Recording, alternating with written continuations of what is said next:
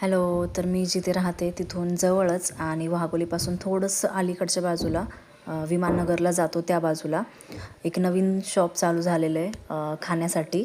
हे मानकर डोसा सगळीकडे आमच्या इकडे याची ॲडव्हर्टाइजमेंट वगैरे चालू होती. आज मी तुम्हाला पण माझ्यासोबत इथे घेऊन आलेले आणि मी जे पण काही खाईन त्याचे मी आज तुमच्यासोबत रिव्ह्यू शेअर करणार आहे. ह्याची चव कशी आहे ती मी तुम्हाला सांगते. आम्ही काय घेतलं होतं तर एक स्पंज डोसा घेतला होता आणि एक शेजवान चीज कट डोसा घेतला होता.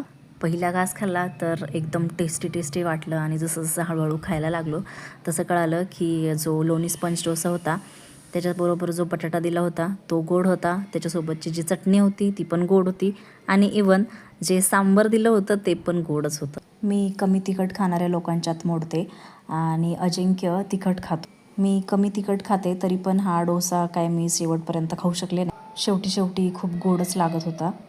आणि त्यानंतर हा होता शेजवान चीज कट डोसा.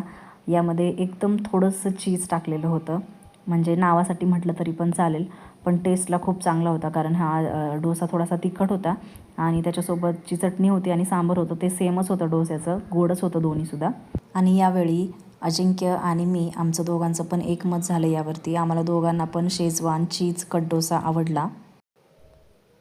अथांगचं पण असंच चालू होतं की कधी त्याला पप्पाकडे जायचं आहे, कधी मम्माकडे यायचं आहे आणि दोघं पण आम्ही जे खातो आहे त्यातलं थोडं थोडं खायचं होतं.